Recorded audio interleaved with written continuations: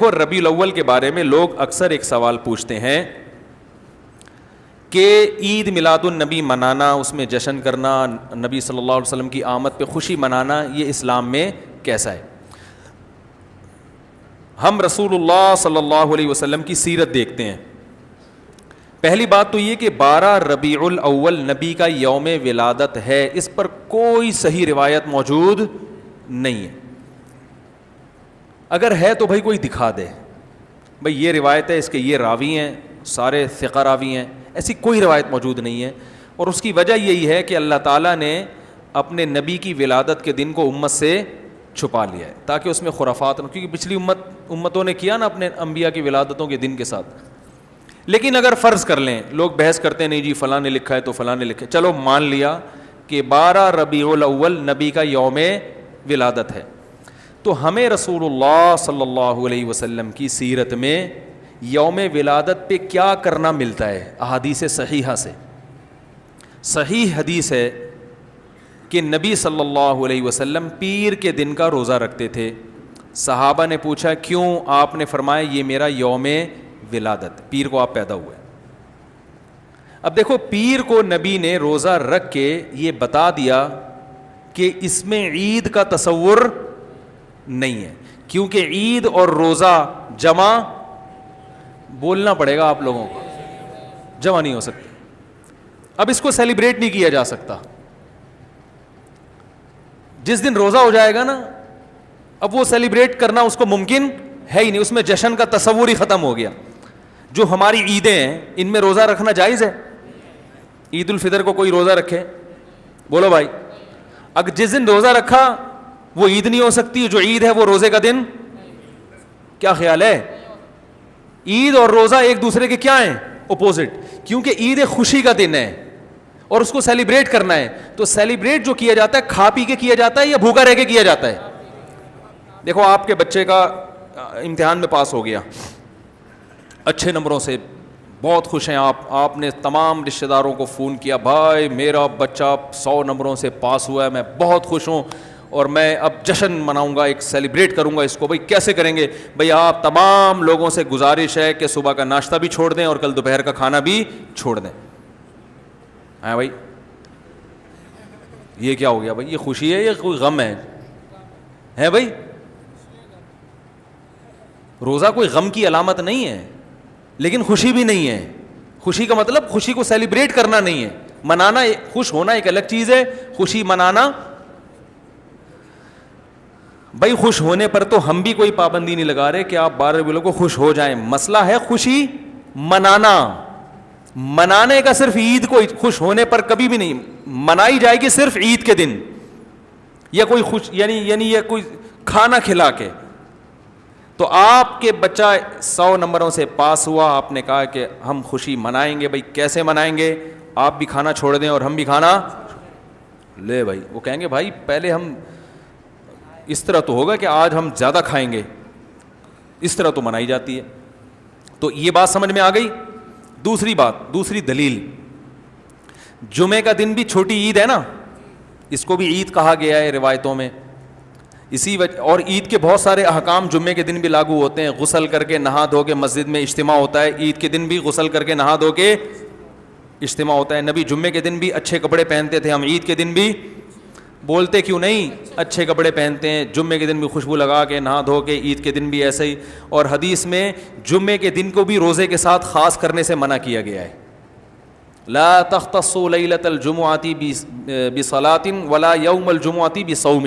حدیث میں آتا ہے جمعے کی جو رات ہے اس کو عبادت کے ساتھ خاص مت کرو اور جمعے کے دن کو روزے کے ساتھ خاص مت. جمعے کو روزہ رکھنا کوئی اضافی فضیلت نہیں ہے. ویسے جائز ہے روزہ رکھنا کہ آپ کی چھٹی جمعے کو ہوتی ہے اس لیے رکھ لیا تو ایک الگ بات ہے، لیکن اس کو خاص فضیلت دے کے رکھنا تو یہ مکمل عید تو نہیں ہے. اس میں عید کا لک بہرحال بولو بھائی ہے. خطبہ بھی ہے، جیسے عیدین میں خطبہ بھی ہوتا ہے، 2 رکعتیں ہیں، عیدین میں بھی 2 رکعت، تو لک ہے اس میں. اب ذرا ٹیکنیکل پوائنٹ کو سمجھیے گا آپ لوگ. یہودی سب سے پرانی قوم ہے، ان کے لیے جو مقدس دن تھا وہ کون سا تھا؟ ہفتہ، اور وہی ان کی چھوٹی عید تھا. سمجھ رہے ہیں نا؟ اسی میں وہ اجتماع کرتے تھے. عیسائی اس کے بعد آئے, ان کے لیے کون سا ہوا؟ اتوار کو, جو ہفتے کے بعد ہے. مسلمان ان کے بھی بعد آئے, تو ہمارے لیے کون سا ہونا چاہیے تھا؟ پیر. اور یہ یوم ولادت بھی تھا, تو اس کو تو زیادہ فضیلت ہونی چاہیے تھی نا بھائی, عقلی لحاظ سے بھی اور جو حکمت ہے اس کے لحاظ سے بھی. عقلی لحاظ سے اس لیے کہ وہ پہلے تھے تو ہفتہ, پھر اس کے بعد اتوار, تو اب ہمارے لیے پیر.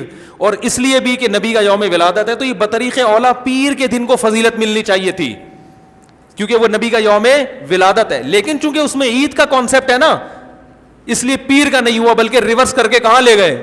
جمعے کی طرف.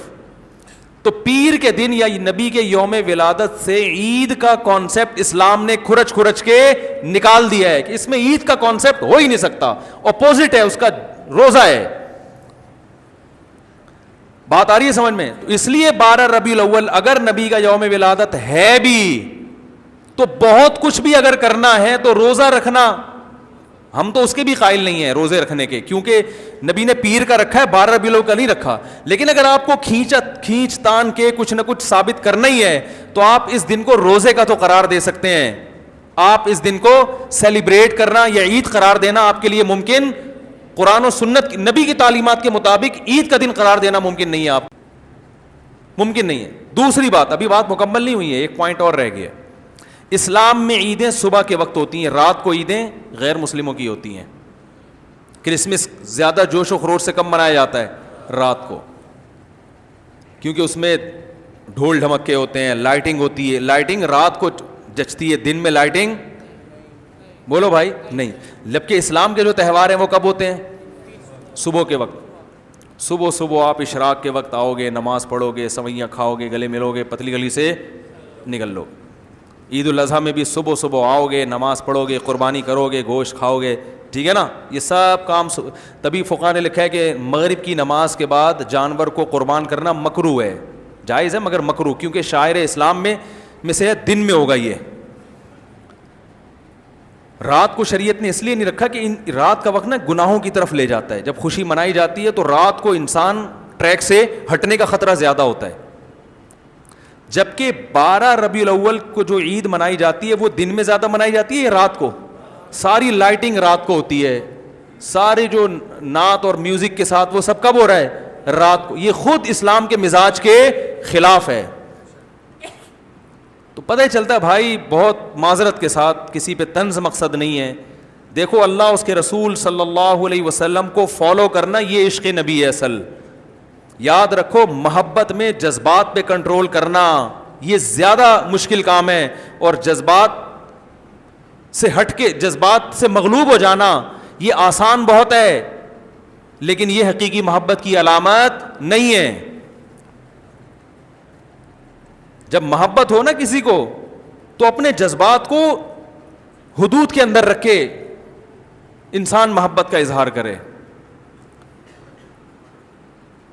اپنے جذبات کو غالب کر لینا, نبی کا عشق ہر مسلمان کو ہے, ہر ایک کا دل چاہتا ہے یہ کرے یوں کرے نبی کی یاد میں, لیکن آپ اپنے اس جذبات پہ کنٹرول کریں. بولے بھائی رسول اللہ صلی اللہ علیہ وسلم کی جو اطاعت ہے وہ پہلے ہے, اپنے جذبات